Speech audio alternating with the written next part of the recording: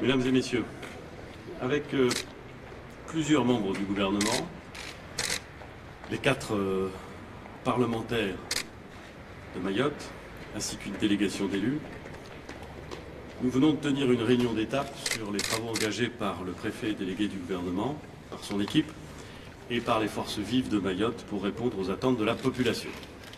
J'avais proposé cette rencontre aux élus de Mayotte le 22 mars dernier et je suis heureux qu'elle ait pu se tenir dans un contexte qui est marqué par une volonté de dialoguer et de construire un plan qui soit à la hauteur de ce qu'attendent nos compatriotes.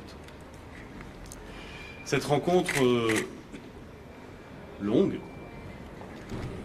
utile, nous a permis de préciser le diagnostic de la situation pour déterminer les prochaines étapes qui aboutiront au mois de mai à un document qui nous engagera collectivement et que présentera aux Mahorais Madame Annick Girardin, ministre des Outre-mer. D'ici là, la mission d'appui du préfet retournera à Mayotte pour finaliser le plan d'action. Pendant près de 2 mois, la vie quotidienne à Mayotte a été très profondément perturbée par les barrages, mais elle commence à retrouver un cours plus normal. Depuis début avril, l'activité économique a repris et les élèves, comme les étudiants, peuvent se rendre dans les établissements scolaires. Les services publics fonctionnent à nouveau et je voudrais saluer l'action de tous les personnels qui les ont assurés pendant cette période de tension. Je pense évidemment au personnel de santé, aux forces de secours et de sécurité, aux enseignants.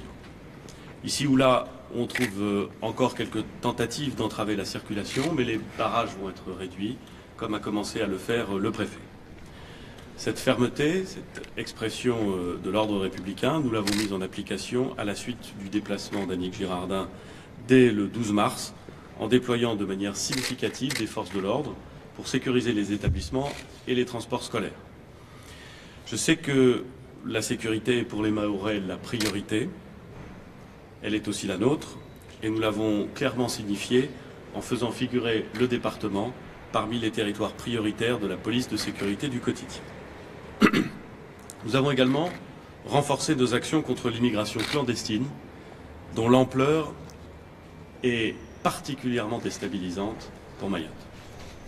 La détermination du gouvernement en ce domaine est entière et nous poursuivrons résolument les actions tant sur le plan opérationnel que sur le plan diplomatique, car nous devons trouver, avec les voisins de Mayotte, les conditions permettant de faire respecter la législation française et le contrôle de l'immigration. J'ajoute sur ce point que des amendements répondant à la situation spécifique de Mayotte sont examinés dans le cadre du projet de loi sur une immigration maîtrisée et un droit d'asile effectif. Je pense en particulier au contrôle des documents des étrangers dans les véhicules de transport ou aux sanctions pour fausse attestation. Le gouvernement soutiendra ces amendements. Cette période de tension grave a laissé des séquelles.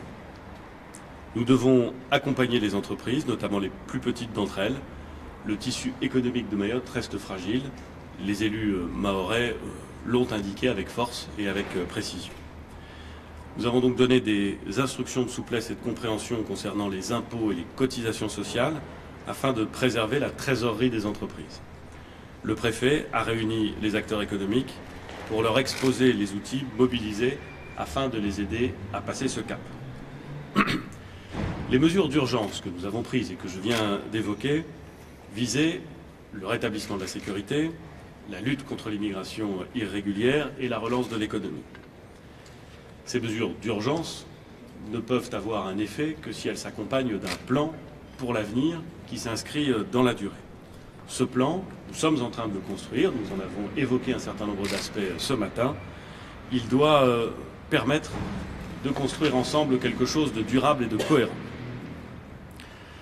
Pour que nous soyons en mesure de construire ce futur durable et cohérent, nous devons faire en sorte que les décisions et les réponses apportées par l'État soient le plus adaptées à la situation du territoire. Et ça passe par une réelle déconcentration des décisions. C'est pourquoi nous allons faire évoluer l'organisation de l'État et de ses opérateurs sur place. J'en prends quelques exemples. Les enjeux de santé et d'éducation sont spécifiques à Mayotte. Nous allons donc poser les bases d'une agence régionale de santé de Mayotte et créer un rectorat de plein exercice pour le département. C'était une demande formulée avec force, une demande légitime à laquelle nous allons répondre. De même, Pôle emploi va renforcer l'autonomie de sa direction basée à Mayotte. En deuxième lieu, nous avons parlé des grands axes du plan de rattrapage et de développement du département. Ce plan couvrira les besoins prioritaires des Mahorais, la sécurité, l'éducation, la santé, le logement et les infrastructures. Je voudrais évoquer quelques mesures qui illustrent ce que collectivement nous voulons faire. Pour soutenir l'émergence d'une offre de santé diversifiée, nous allons exonérer de tickets modérateurs les affiliés sociaux. Ce mécanisme préfigurera l'instauration de la CMU. Nous allons aussi conforter les moyens de fonctionnement et d'investissement du centre hospitalier de Mamoudzou. Il est, comme vous le savez, confronté à une très forte croissance de son activité et il est nécessaire de conforter son fonctionnement et son investissement pour qu'il puisse fonctionner de façon correcte. En matière d'éducation, le besoin de rattrapage des équipements scolaires est absolument incontestable et c'est particulièrement net dans le secteur primaire.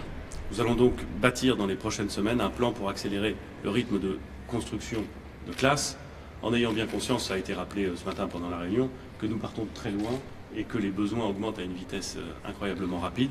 Nous devons donc nous mettre à la hauteur en sachant que l'effort sera long, très long.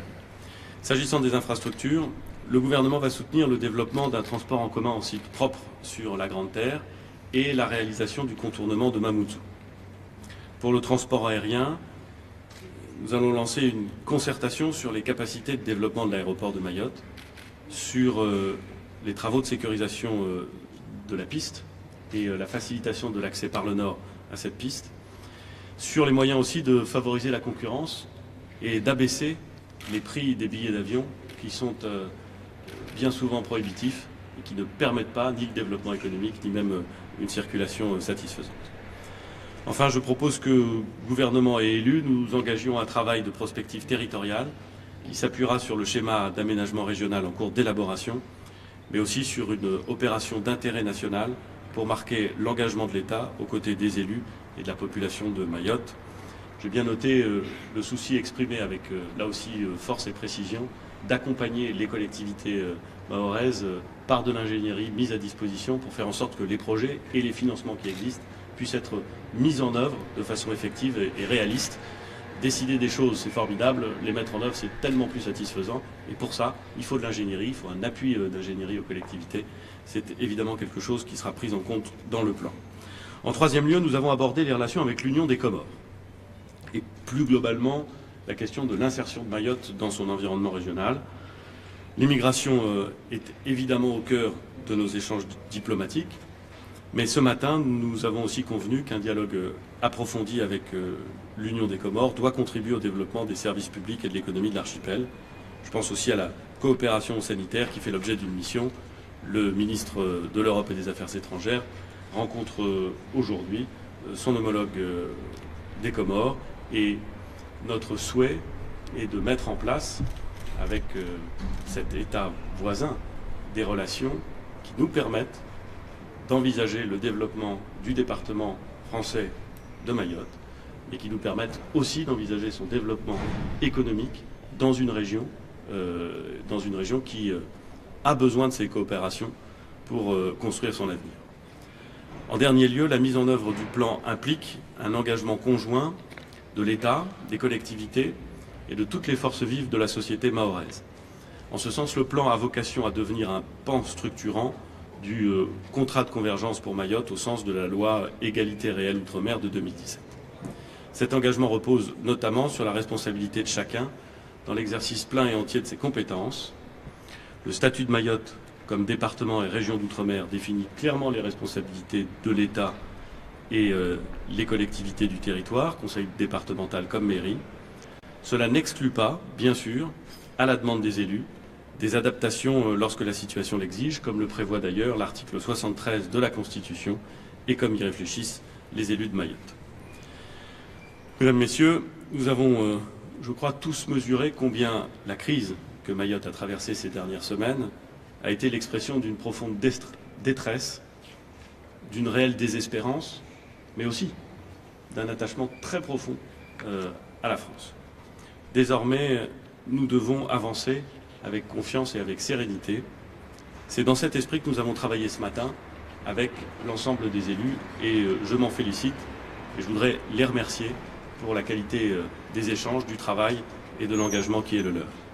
C'est cet esprit qui anime également le préfet et à ses côtés l'équipe interministérielle que nous avons désignée et qui continuera ses travaux jusqu'à l'élaboration du plan de rattrapage et de développement du département de Mayotte. C'est un pacte de confiance que nous devons construire. Nous allons le bâtir dans les prochains jours avec les élus, avec les forces vives de Mayotte, pour restaurer la confiance en la parole de l'État, pour restaurer la confiance en l'avenir de Mayotte, en sa jeunesse et en sa capacité d'initiative. Je vous remercie. Et voilà.